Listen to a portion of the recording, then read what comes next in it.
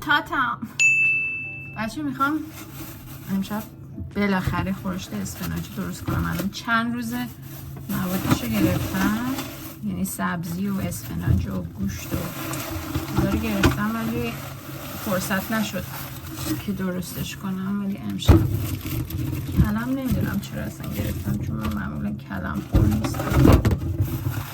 این اسفناجه بشورمش رو پاکش کنم و گوشتم، هم گوشت گوسفند گرفتم هم گوشت گاو گوساله. باش قاطی میکنم. میخوام زیاد درست کنم که لفت اوور داشته باشم برای چند روز. Let's go.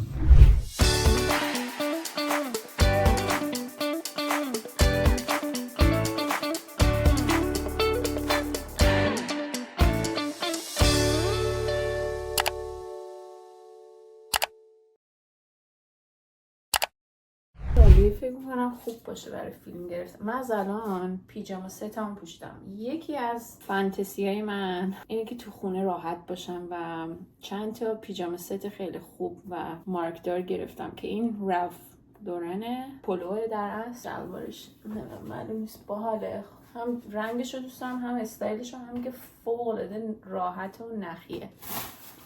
شروع کنیم. امشب خورشت اسفناج درست کردم. الان از باشگاه برگشتم، 1 ساعت هم دویدم هم راه رفتم، کلی عرق کردم. بعدش هم اومدم دوش آب یخ گرفتم. بچه‌ها یه پیشنهاد که براتون دارم، البته اصلا کار آسونی نیست، یه چالشه در واقع، اینه که هر دفعه رفتی بیرون یا دویدی یا ورزش کردی یا عرق کردی، بعدش که اومدی خونه دوش آب یخ بگیر، چون بنفیتای زیادی داره و دوپامین، هورمونای خیلی خوبی ترشح میشه توی ذهنت، تو مغزت، حالتو خوب میکنه و بهتر میتونی بخوابی شب. حالا من اینجایی که هستم، چون هنوز وسایل و اینا نگرفتم و دنبال یه آپارتمان یونیت دیگه ام، قابلمه اصلا اینجا فقط یه دونه داره بزرگ، یه دونه مایتابه داره و مجبورم با همین یه دونه قابلمه خورشت رو درست کنم و توی مایتابه برنجو درست کنم. مواد اولیه، گوشت زیاد گرفتم به خاطر اینکه پروتئین نیاز داره بدنمون دیگه، مخصوصا اگه کالری میسوزونی زیاد.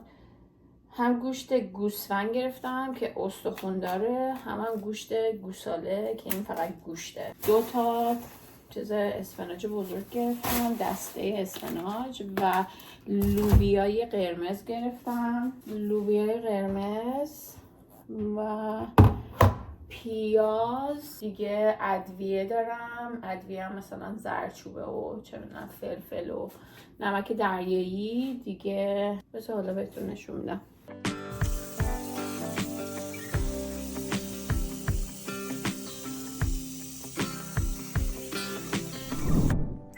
تپه اسفناجه، شستمشون. اول اسفناج رو تفت میدم، یعنی بعد اول آبش بخار کنه. این مال 2 روز پیش آب گوشت درست کرده بودم، بعد گذاشته بودمش بیرون یخ زده. میخوام به جای که آب جوش بهش اد کنم، آب گوشت بعدم به موادش اضافه کنم. اینجا آب شد. بچه من یه کاری که من زیاد تفت نمیدم اسفناجو، چون که خب خاصیتشو از دست میده. خیلی مثلا خیلی سرخش میکنن و من اونجوری دوست ندارم. الان روغن زیتون میریزم روش. این روغن زیتون رو از کاسکو گرفتم، خیلی روغن خوبیه.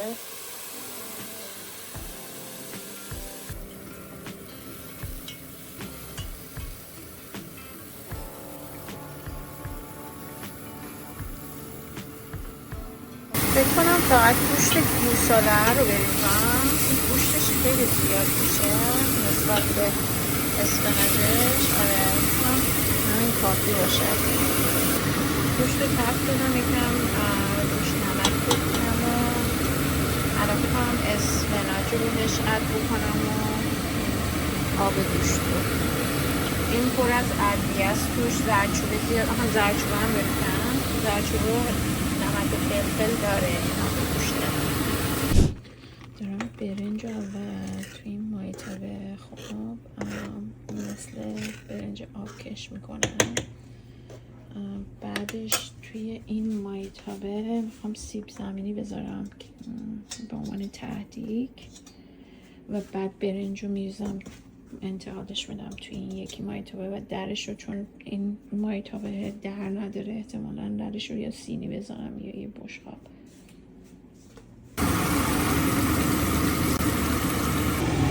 بعد از تقریبا 1 ساعت به این گوشت پخت دارم اسفناج رو بهش اضافه میکنم.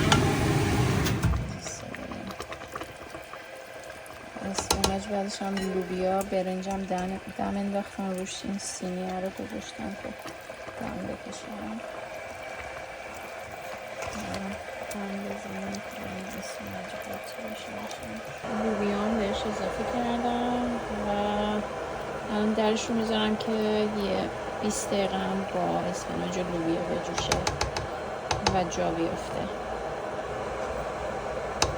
حواسم پرت شد، داشتم رو گوشیم کار میکردم، بعد متاسفانه تهدیگم سوخت و خیلی ضد حال خوردم چون که اکسایتد بودم، هیجانی بودم برای این تهدیگ سیب زمینی و اون دقیقاً 2 دقیقه آخر که زیرشو کشیدم بالا که گفتم وایسادم همینجا، خب گفتم سری مثلا برشته تر بشه و اینا. anyway تو همون 2 دقیقه سوخت و حال منو گرفت، ولی خب حالا برنجش بد نشده، فکر کنم یکم بوی کز گرفت. خورشتش هم خوب و بریم که بخوریم.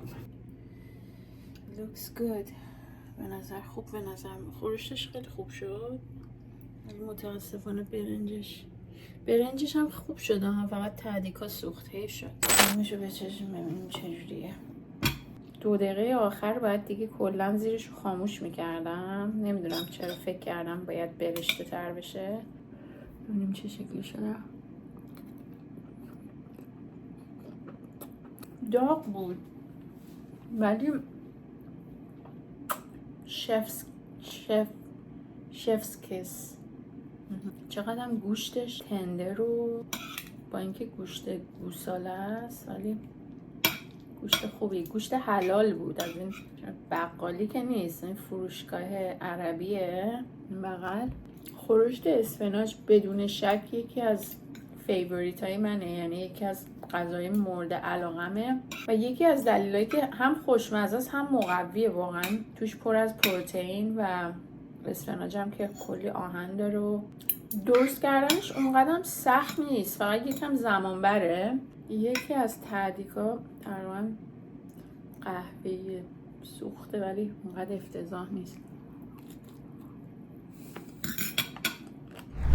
بچه مرسی که با من وقت گذروندید امروز. امیدوارم از این اپیزود، سکانس، هر چیزی حالا میخواید اسمشو بذارید، خوشتون اومده باشه. اگر بیشتر دوست داشتید از زمانی که آشپزی میکنم یا غذا درست میکنم سریع برای خودم براتون بیشتر ویدیو بگیرم، برام کامنت بذارید، سابسکرایب کنید و به زودی میبینمتون.